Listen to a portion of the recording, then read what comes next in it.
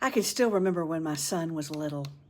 He was still in that delicious, sweet spot age of sticky, sweaty, toddler-scented, wild-eyed wonder and all. This is before the sarcastic sighs took over.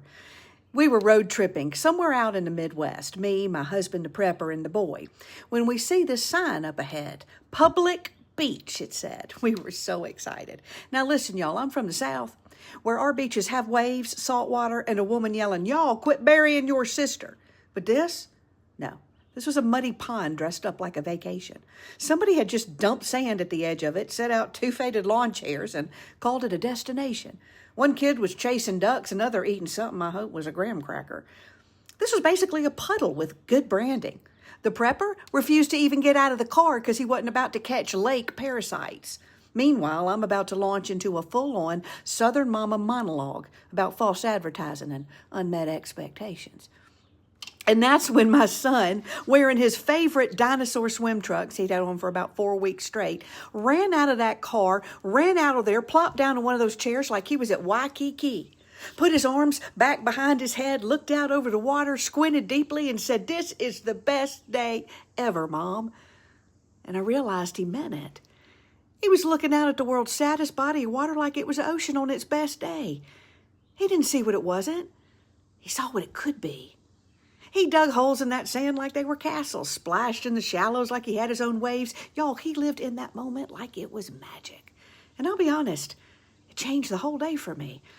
Not because the beach got any prettier, it didn't, but because I started looking at it through his eyes. Oh, the water was still brown, and ducks still doing whatever ducks do, and I'm pretty sure that was not a graham cracker. But what changed was me. I stopped looking at everything the place wasn't and started looking at everything it was. I've thought about that mud hole a lot over the years because life has a way of handing us places we never would have chosen. A business that suddenly has to reinvent. A team trying to find its footing. A market that shifts overnight.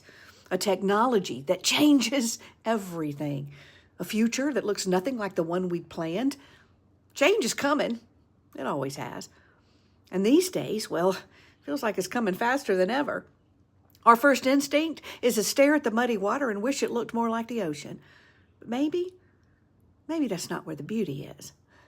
Maybe the moment doesn't have to be perfect to be precious. Maybe life can still be beautiful. Sometimes you just gotta squint. I think that's true in our businesses, that the organizations that thrive aren't necessarily the ones with the best circumstances or the best people. They're the ones that learn to see possibility before everyone else does. Because it's not the change that gets us. It's the story we're standing in when it happens.